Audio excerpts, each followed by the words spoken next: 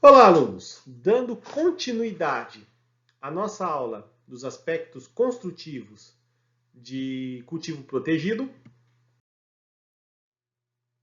agora nós vamos falar sobre classificação de estufas.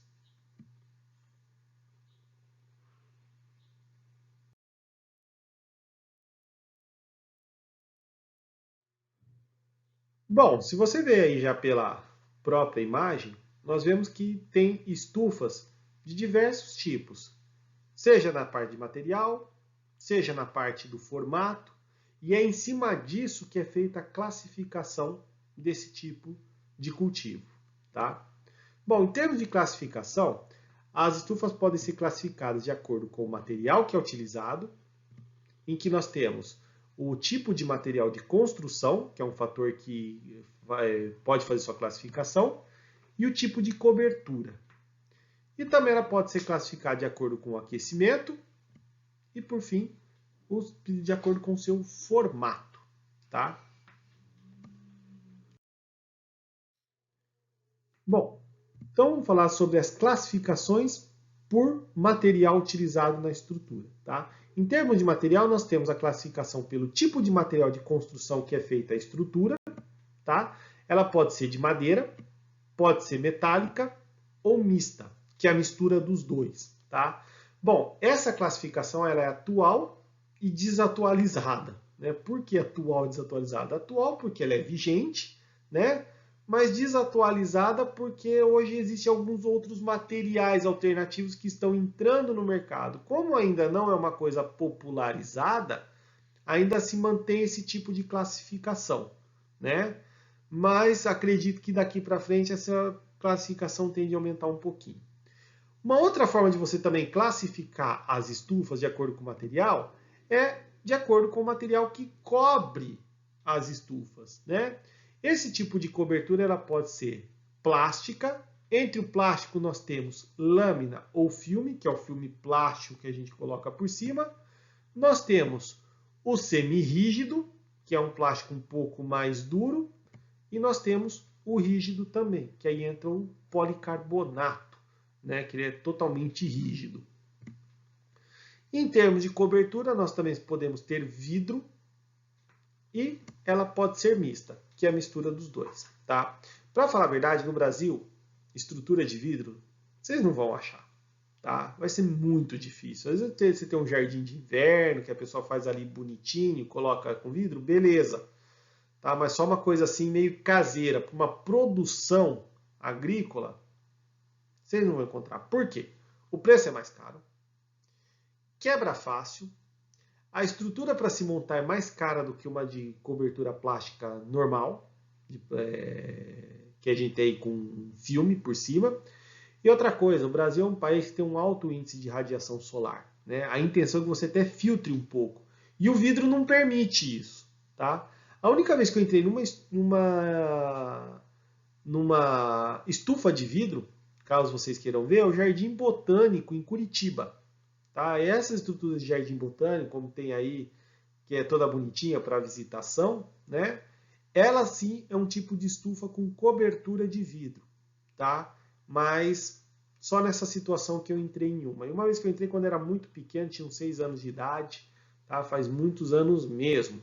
Fora essa, só as de plástica que são comercialmente utilizadas. Bom, aí para a gente poder ter uma ideia, né? Essa aqui é a estrutura tipo metálica, que é o material de construção, ou seja, toda a sua estrutura de suporte é de metal. Nós temos a de madeira e nós temos aqui a mista, em que a pessoa geralmente faz o quê? Para ficar mais barato, porque tipo assim, essa daqui é mais cara. Essa é a mais barata de todas. Só que essa aqui tem o inconveniente de rasgar o plástico mais cedo do que essa. Só que aonde rasga o plástico? Bem na emenda onde está em contato com a madeira. Então o que a gente faz na mista? Coloca os pedestais de madeira, que são mais baratos do que o metal, e por cima da parte onde vai ficar em contato com o plástico, a gente coloca a cobertura metálica.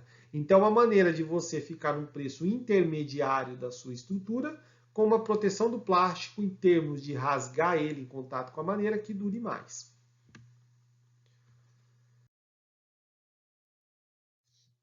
Mas, como eu comentei com vocês, hoje já está outros tipos de materiais para estufa, né?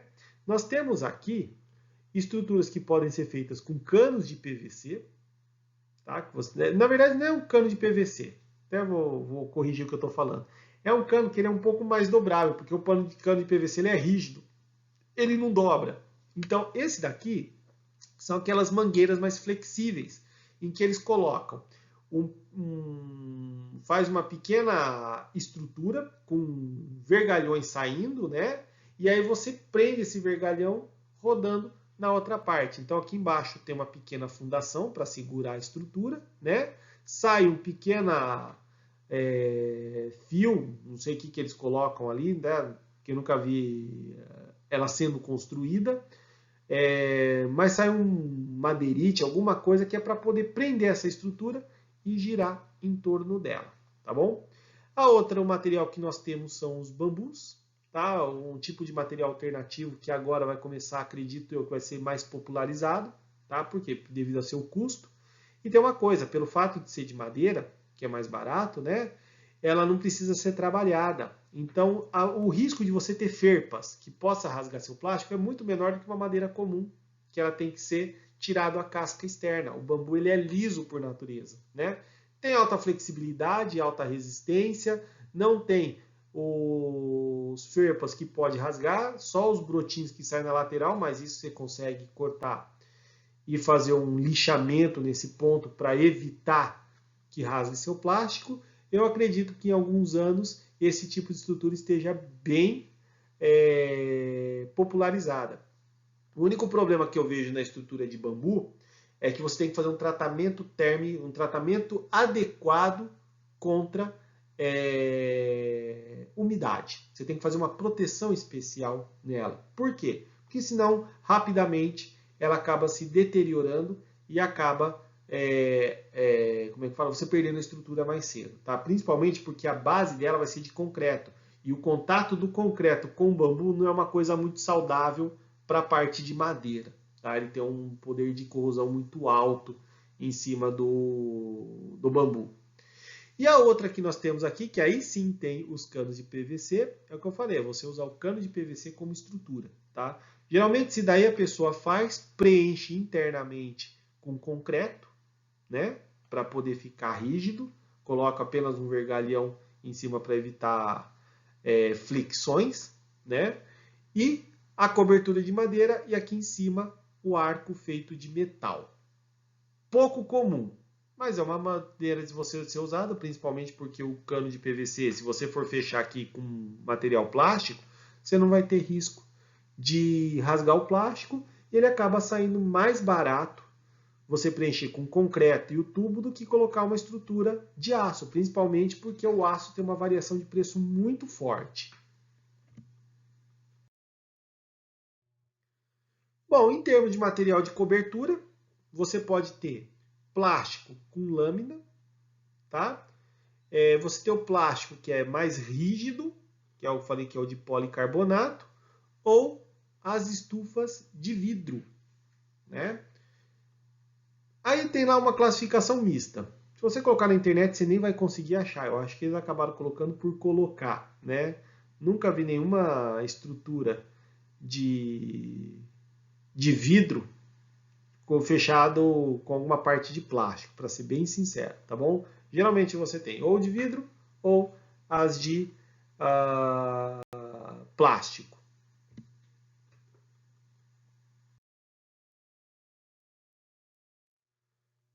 Bom, classificação das estufas por termos de aquecimento, tá?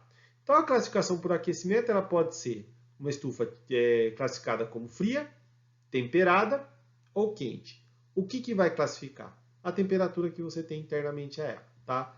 Para temperaturas menores de 15 graus Celsius, tá? No ambiente externo que você tem, desculpa, não falei ambiente interno, falei ambiente externo. Para temperaturas menores de 15 graus Celsius, a sua estufa é classificada como estufa fria. Então você vai ter alguns tipos de equipamentos internos, como aquecedores, né?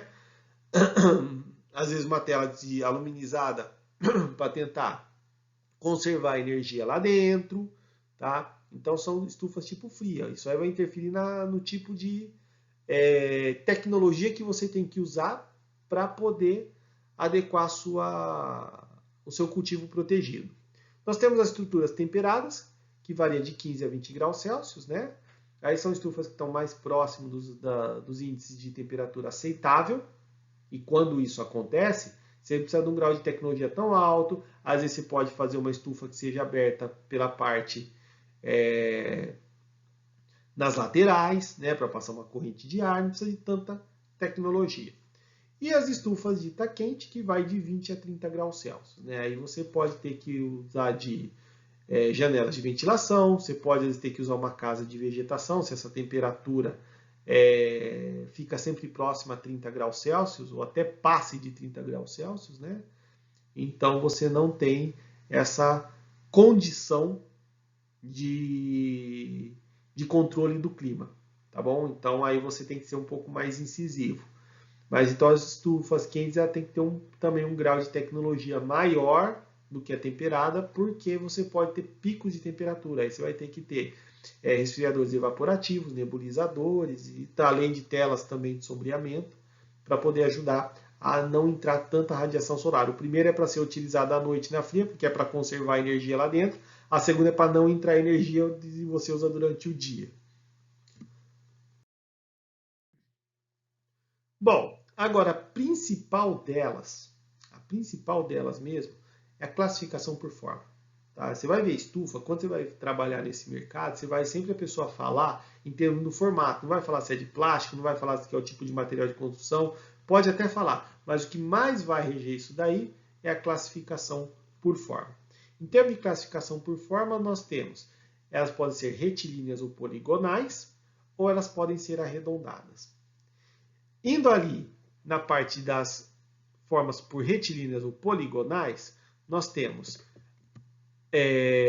estufas tipo classificadas como capela ou de uma aba. E dentro dessas daí também, nós temos na capela, ela pode ser duas abas iguais ou duas abas desiguais, tá bom? Bom, nas duas abas desiguais, nós temos a dente de serra e a assimétrica.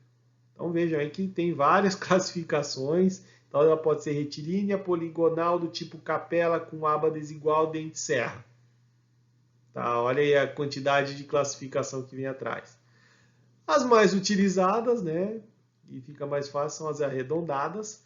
Aí nós temos a semicilíndrica, estufa túnel, arco abatido ou asa de cesto, ogivais, semielípticas, insufladas e teto em arco. Vamos ver cada um deles? Bom, o primeiro aqui que nós temos são as retilíneas ou poligonais. Esse aqui é o tipo de capela de duas abas iguais. É como se fosse o formato de uma igreja mesmo, tá? Quando ela é igual, é que eu tenho esse telhado igual a esse, esses ângulos são iguais, tá? Nós podemos ter a capela de duas abas desiguais, que é o dente de serra, que é esse daqui, tá? Que ele parece uma serra mesmo. E tem esse daqui, que eu não consigo ver o nome porque tem a minha imagem aqui na hora da gravação. Tá bom, gente? Então peço desculpa para vocês, mas tem esse último aqui também de capela.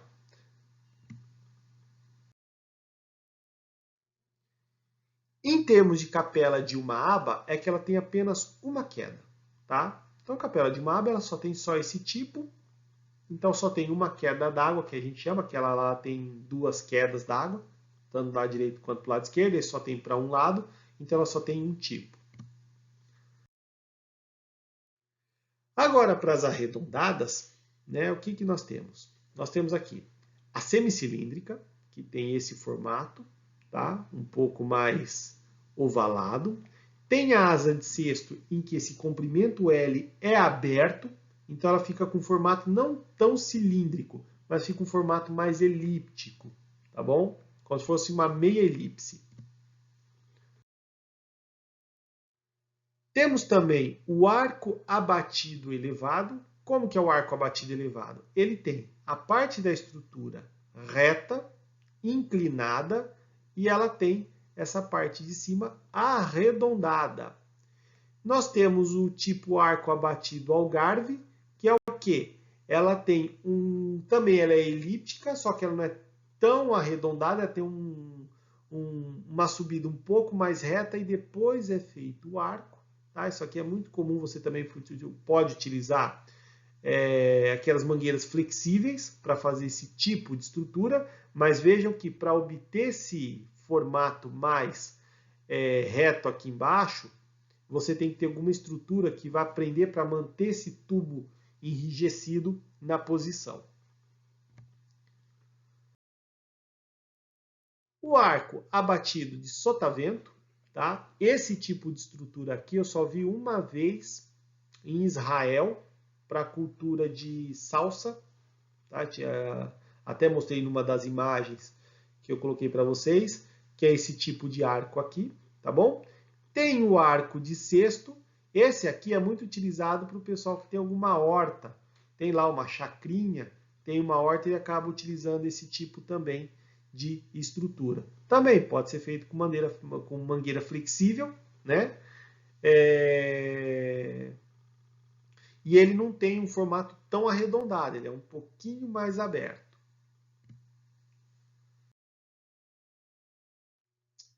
Bom, outras também que nós temos, que são as estufas em túnel, parece um túnel mesmo, tá? Tem o formato de túnel. A semielíptica, que ele sobe reto, e o arco de teto ele é tipo um formato de elipse, e o teto em arco. Esse daqui é o que vai ser, vou ser bem sincero, das estufas arredondadas, vai ser 99,9% que vocês vão encontrar no campo. Tá? É muito difícil ver as outras. Tá? Mas por que isso? Porque geralmente as empresas de estufas trabalham com esse tipo de arranjo por causa de custo, né? Por causa de montagem. Então, quando você tem essa viabilidade econômica, ela se populariza mais. Então, o mais comum que vocês vão encontrar aí vai ser a teto em arco. Bom, turma, então esses são os tipos de estufas pelas suas classificações, tá? Na próxima parte da aula, a gente vai falar sobre projetos em cultivo protegido. Tá? Eu dividi essa parte da aula em duas partes para não ficar muito longa, tá? Para a gente poder entender como a gente monta os quesitos para um projeto de estufa, tá bom? Mínimos, tá? Não estou falando que é o projeto em si, mas algumas recomendações em que vocês, como engenheiros agrônomos, já podem ter esse conhecimento para poder fazer uma seleção de local e assim por diante, tipo de material e o que vier, tá bom? Então vai lá, toma água, refresca um pouco a cabeça e a gente volta daqui a pouco com o último tópico da nossa aula, tá bom? Um grande abraço, até daqui a pouco.